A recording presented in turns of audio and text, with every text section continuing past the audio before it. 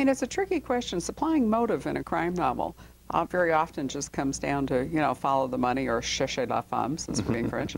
Look for sex, look for money, whatever it is. And it's a more interesting motive. Tart did it very well. There's an author you may know named Christopher Fowler, a British author. Oh, yeah. And his new book, The 10-Second Staircase, actually flirts with this same premise. However, that is not going to be the premise of a whole series, and you are actually envisioning seven books anyway, correct, where Enzo McLeod will be. And so how does he get into this sequence, of which Extraordinary People is book one? Is the first one. It begins at the beginning of the first book. He has a dinner party at his home, and somebody brings along a book which has been written by a Parisian journalist, Roger Raffin. Roger Raffin. Such a great name. I love the name. I do too. Sounds ruffinly. There's one reason I think it works. Well, he's named after two friends of mine. One's called Roger Aucoin, the other one's called Gilbert Raffin. So I put the two together, so it's Roger Raffin. Got it. And he's written a book outlining the details of the 7 most notorious unsolved crimes in recent French history. Cold cases, in other words. Cold cases, yeah. He's brought, no, he hasn't brought, but somebody has brought this book along to a dinner party that Enzo is holding. Although he's given up practicing forensic science, he's kept up to date with the science. And after a glass or 3 of wine, he gets involved in a foolish bet and says, well, I could use this latest science to solve these cases without a problem. And of course he's taken on a bet which he can't really afford to lose, so he gets embroiled in certainly tackling the first of those cases. And so the first case, in fact, is the mysterious, never-solved disappearance of Jacques Gaillard. That's right. He is an énarque. Another interesting thing about ENA, the actual Grand École, is that they have no teaching staff. That all the professors who teach there are people, well, they're almost all exclusively former pupils who have gone on to achieve greatness in life and then give 18 months to 2 years of their time to go back and teach the next generation of students. And that's how it functions.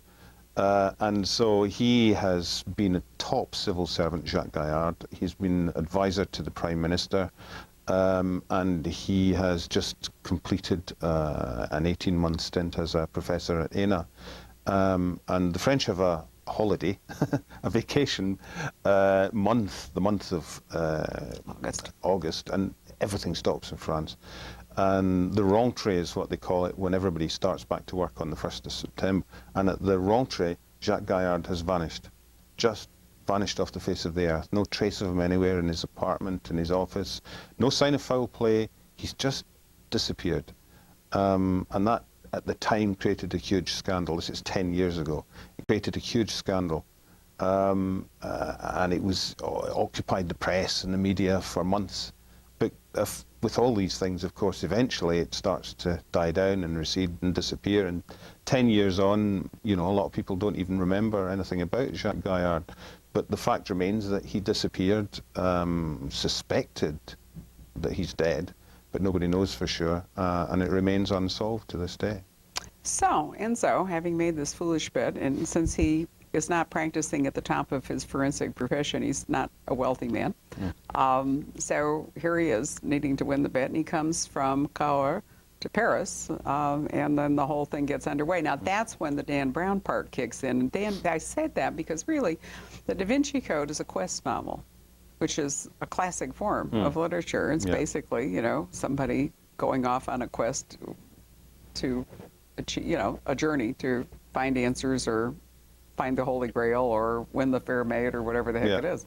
Enzo, in this case, is trying to find what happened to Jacques Gaillard.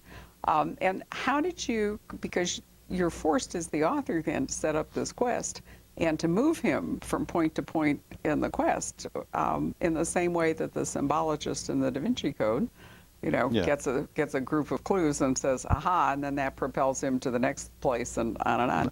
How did you set up the puzzle? Well, it's interesting because I think it's very easy for the author to invent the clues and come up with the answers and imbue his character with this genius, this intelligence that can solve them like that.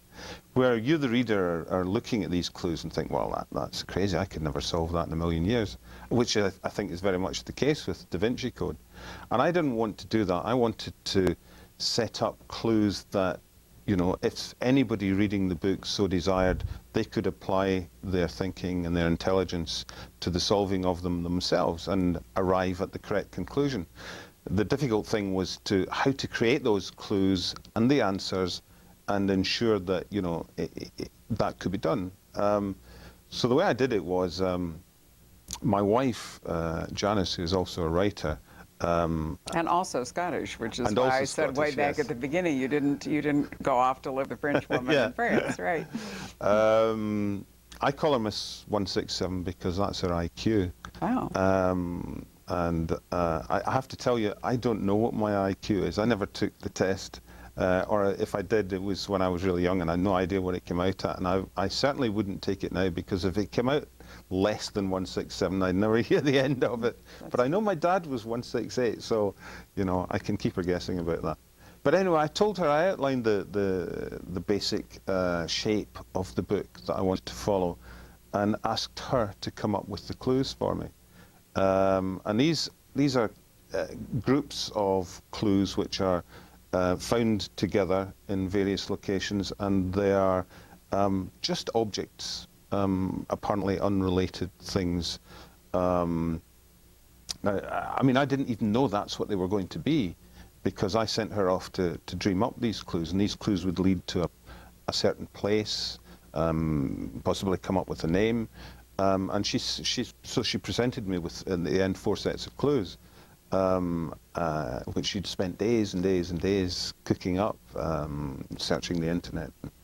So I then spent days and days and days trying to crack them. I mean, the first set of clues included such miscellaneous objects as a scallop shell, a golden bee pendant, a stethoscope, an antique stethoscope, things like that, and that seemed to have absolutely no relation, and yet somehow they were a message of some kind that it would be possible to unravel. And I'm happy to say that I did unravel her 167 clues, but I took meticulous notes as I was going through all my thought processes. I noted all the blind alleys I went up, all the possibilities that I explored, so that I had then at my disposal the entire rationale, the entire way that Enzo would have approached the solving of these clues, because it's the way I did it. And it also meant that I knew it could be done. Right. Well, it certainly lends an authenticity to it, and it's a lot of fun for the reader. But we should say that the clues are found. The first set, anyway, is found in a, what was it, a metal chest? Yes, in the catacombs in Paris. Yes. So, you know, it isn't that they, I mean, you did have to group them anyway, or it wouldn't have been fair at all. No. But I did think it was fascinating. It gives you a chance to tell us a lot of French history, move us around parts of France, get Enzo into trouble, all those good things, which is very much what happened to the symbologist in the Da Vinci Code. And there's a really splendid book by Peter Watson called Landscape of Lies, I might have mentioned to you. He was, I think, an art critic and very instrumental in the Sotheby. I think he was the guy that wrote the book about, you know, the Sotheby scandal and whatever. But he wrote a book in which a painting provides all of, it's a cross between you and Dan Brown in the sense there's a Tudor painting and everything in it is symbolic. And the quest in that book is to find a hidden Tudor treasure from the days when the monasteries were dissolved. But the painting is the treasure map, and in order to do it, you have to interpret correctly every single bit of the painting, and it's just completely fascinating. He has to go back into the medieval mind. Great fun. Which is, it is. And the book comes with the painting, so that you, the reader, you know, can keep, you can get a headache, you know, referring to it. So it isn't that this sort of thing isn't done, but it's wonderful to see it done as well as you did it in Extraordinary People.